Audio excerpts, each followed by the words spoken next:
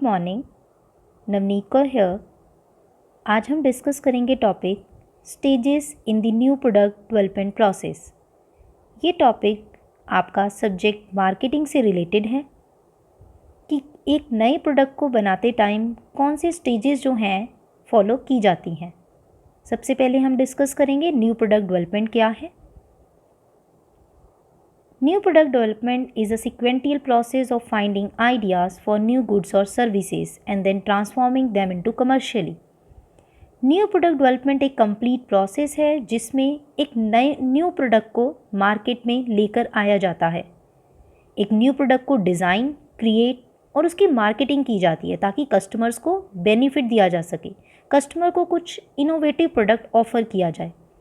Product development में हम decisions ले सकते हैं जैसे कि मेक और बाय डिसीजन, कैसे उसकी पैकेजिंग करनी है, कैसे उसके प्रोडक्ट का प्राइस फिक्स करना है और किस तरीके से उसको सेल करना है।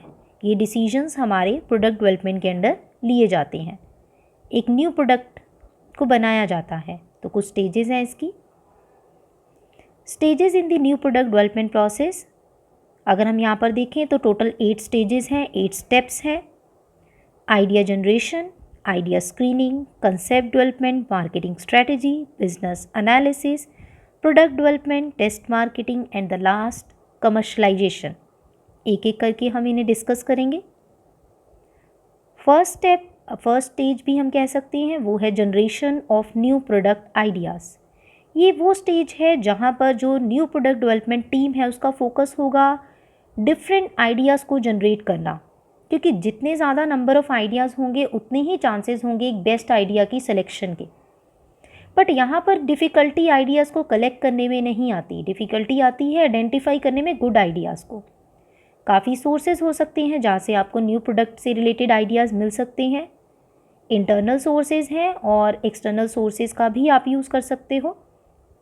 इंटरनल सोर्सेज जैसे कि बेसिक रिसर्च, जितनी भी लार्ज कंपनीज़ हैं या बिग कंपनीज़ हैं वो अपना एक सेपरेट R&D डिपार्टमेंट ओपन कर सकती हैं और उन्होंने ओपन किया होता है जो उनकी ऑर्गेनाइजेशन में रिसर्च से रिलेटेड एक्टिविटीज़ को परफॉर्म करता है। वो डिपार्टमेंट रिस्पॉन्सिबल होता है न्यू प्रोडक्ट आइडियाज़ की डेवलपमेंट के लिए और एग्जिस्टिंग प्रोडक्ट को इम्प्रूव करने के लिए। नेक्स्ट, मैन्युफैक्चरिंग पीपल की हेल्प ली जा सकती है। पीपल जो आपके प्रोडक्ट को मैन्युफैक्चर कर रहे हैं, क्योंकि उनको आइडियाज़ हो सकता है, उनसे भी आप आइडिया ले सकते हो कि किस तरीके से प्रोडक्ट को मॉडिफाई या इम्प्रूव किया जाए। सेल्स रिप्रेजेंटेटिव, सेल्स पीपल, ये भी एक हेल्पफुल सोर्स हो सकते हैं न्यू प्रोडक्ट आइडियाज़ में, क्योंकि ये कस्टमर्स की वांट्स को जानते हैं।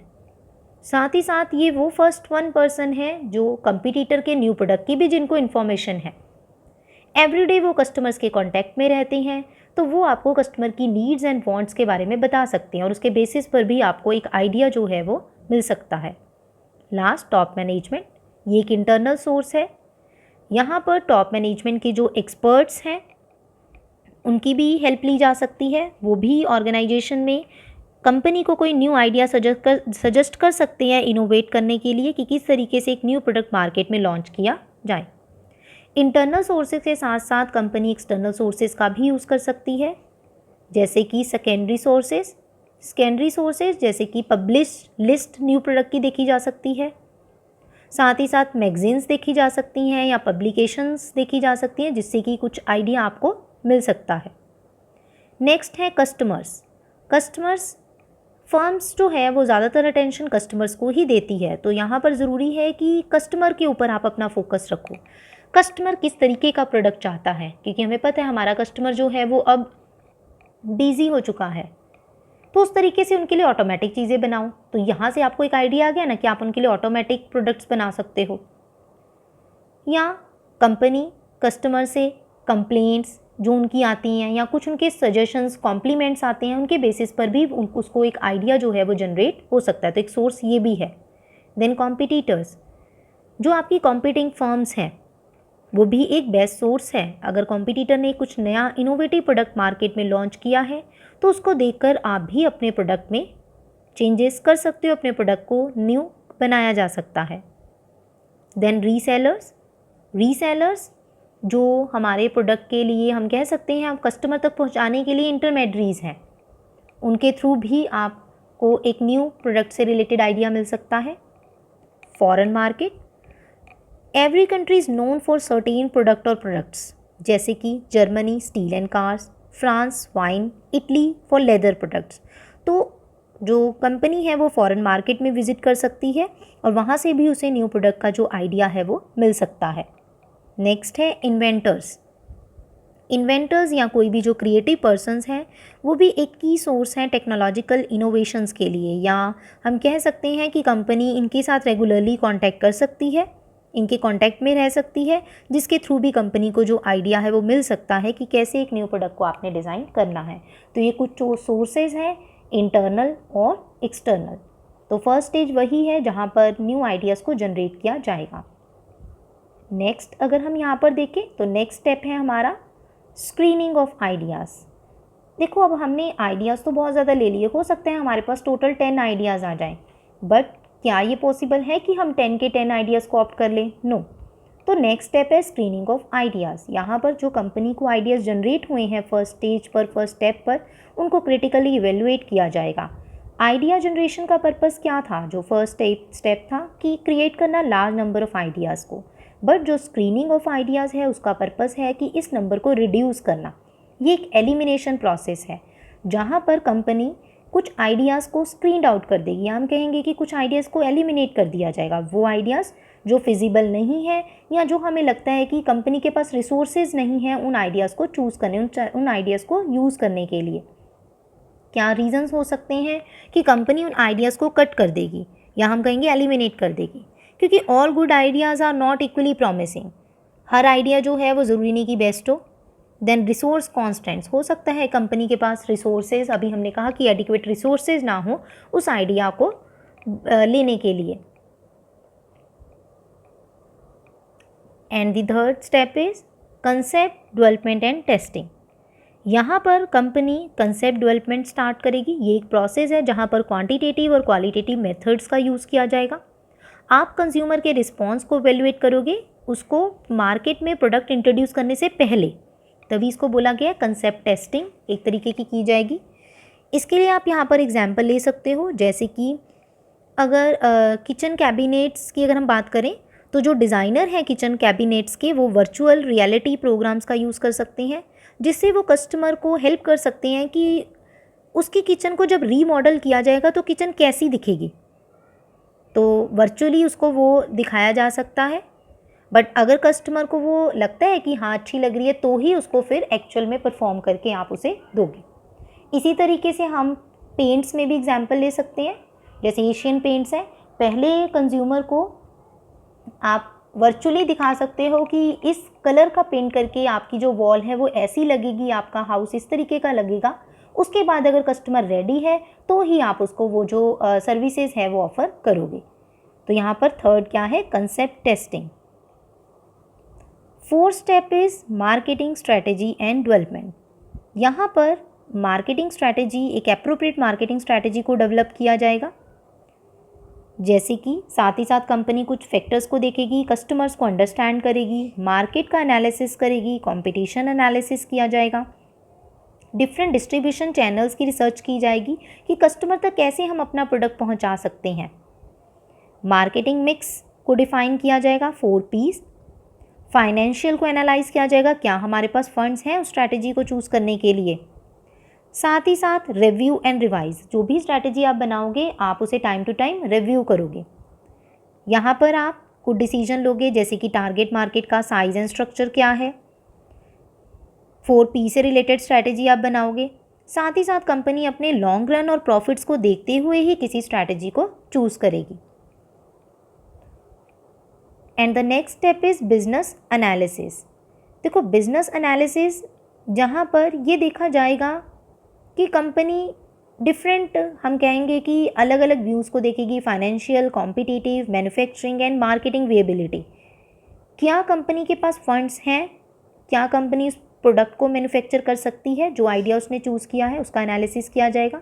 साथ ही साथ यहाँ पर company cost analysis, demand analysis और प्रॉफिटेबिलिटी एनालिसिस करेगी। तो ये आपका थर्ड जो देखें हम यहाँ पर बिजनेस एनालिसिस स्टेप है, जिनमें इन 3 पॉइंट्स को देखा जाएगा, demand analysis, cost analysis and profitability analysis. Next step is product development. Product development entails the actual design and manufacture of the product, जहाँ पर आप एक्चुअली उस प्रोडक्ट को डिज़ाइन करोगे। यहाँ हम कहेंगे उसकी ब्रांडिंग, पैकेजिंग, लेबलिंग, वो इसके अंडर इंक्लूड हो जाएगी। Product identification. प्रोडक्ट डेवलपमेंट की अगर बात की जाए तो यहाँ पर बिजनेस ओनर ये डिसाइड करेगा कि क्या इसे लार्ज स्केल पर प्रोडक्शन इसकी करनी है या नहीं, तो प्रोडक्ट डेवलपमेंट में यही देखा जाएगा। साथ ही साथ आप इसके अंदर कुछ स्टेप्स को इंक्लूड कर सकते हो, engineering research, developing models, consumer preference testing and developing the marketing mix. ये कुछ स्टेप्स इसके अंडर आप इंक्लूड करोगे। R&D डिपार्टमेंट की यहाँ पर हेल्प ली जाएगी कि प्रोडक्ट का शेप, डिज़ाइन किस तरीके का आपने रखना है। वही जो मैंने बात की, ब्रांडिंग, पैकेजिंग और लेबलिंग से रिलेटेड डिसीजन प्रोडक्ट डेवलपमेंट के अंडर लिए जाएंगे। Next step is test marketing और मार्केट टेस्टिंग। टेस्ट मार्केटिंग को आप मार्केट टेस्टिंग भी कह सकते हो। टेस्ट मार्केटिंग वो टूल है जिससे कंपनी ये चेक कर सकती है कि जो उसका न्यू प्रोडक्ट है या जो मार्केटिंग कैंपेन है, क्या वो कस्टमर उसको पसंद कर रहा है। लार्ज स्केल पर लॉन्च करने से पहले ही टेस्ट मार्केटिंग की जाती है। साथ ही साथ मार्केटर ये देख सकता है कि उसके नए प्रोडक्ट की सक्सेस रेशियो क्या है और उसके अकॉर्डिंग फिर वो अपने मार्केटिंग मिक्स को डिज़ाइन कर सकता है। टेस्ट मार्केटिंग का जो मेन ऑब्जेक्टिव है वो ये है कि कस्टमर के रिएक्शंस को देखना, साथ ही साथ अगर आपके प्रोडक्ट में कोई डिफेक्ट्स हैं तो उसको टाइमली रिमूव कर देना, ताकि फुल स्केल पर लॉन्च करने में आपको परेशानी ना आए। पर टेस्ट मार्केटिंग के कई बार जो रिजल्ट्स हैं वो एक्यूरेट नहीं मिल पाते हैं। ये एक एक्सपेंसिव एक्सरसाइज है, टाइम कंज्यूमिंग है, और कई बार जब आप टेस्ट मार्केटिंग कर रहे होते हो तो आपके प्रोडक्ट कस्टमर तक तो जाता ही है, बट कॉम्पिटिटर को भी आपके प्रोडक्ट की इन्फॉर्मेशन पहले ही लग जाती है, जबकि अभी आपने उसे फुल स्केल पर लॉन्च नहीं किया होता। तो ये कुछ प्रॉब्लम्स हैं जो टेस्ट मार्केटिंग में फेस करनी पड़ सकती हैं। और स्मॉल फर्म्स के लिए तो हमने कहा ये कॉस्टली है, तो ये टूल कई बार उनके थ्रू भी यूज़ किया नहीं जाता। कॉस्टली होने की वजह से वो इसे यूज़ नहीं कर पाते हैं।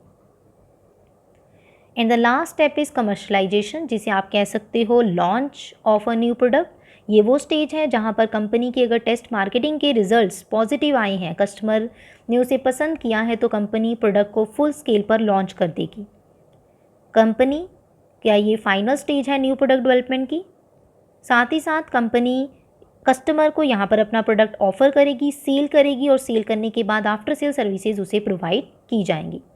हम इसमें क्या देख सकते हैं, आप राइट साइड डायग्राम में देख सकते हो, production, distribution, marketing, sales and customer support, ये सब कुछ किया जाएगा कमर्शलाइजेशन के अंडर। तो ये टोटल 8 स्टेप्स हैं, या हम कह सकते हैं स्टेजेस हैं न्यू प्रोडक्ट डेवलपमेंट में।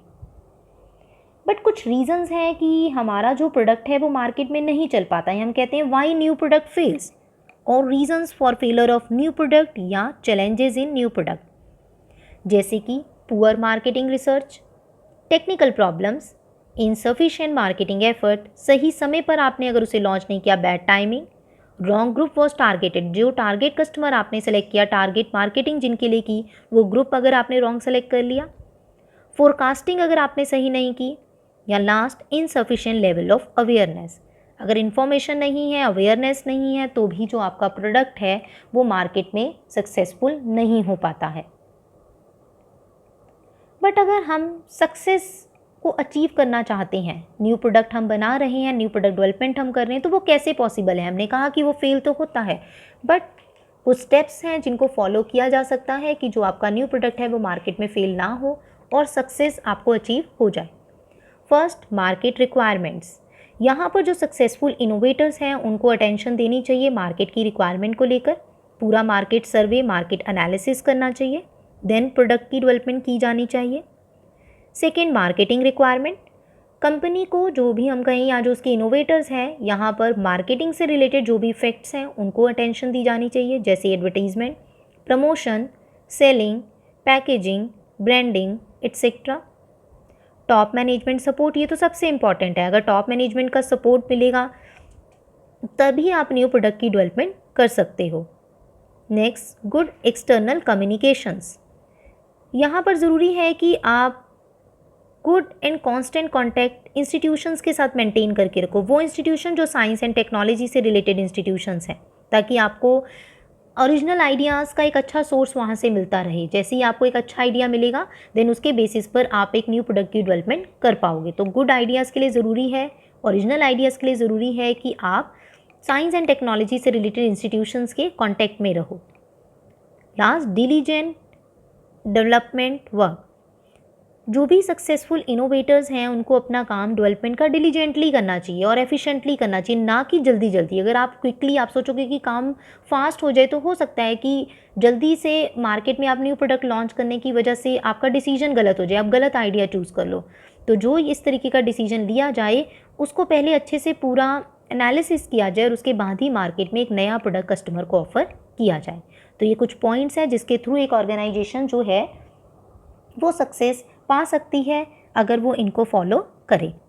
तो हम एट लास्ट यही कह सकते हैं कि जो ऑर्गेनाइजेशन है अगर वो ग्रो करना चाहती है, प्रॉफिट्स को इंक्रीज़ करना चाहती है, तो उसे न्यू प्रोडक्ट की डेवलपमेंट करनी चाहिए, because new product means new profits.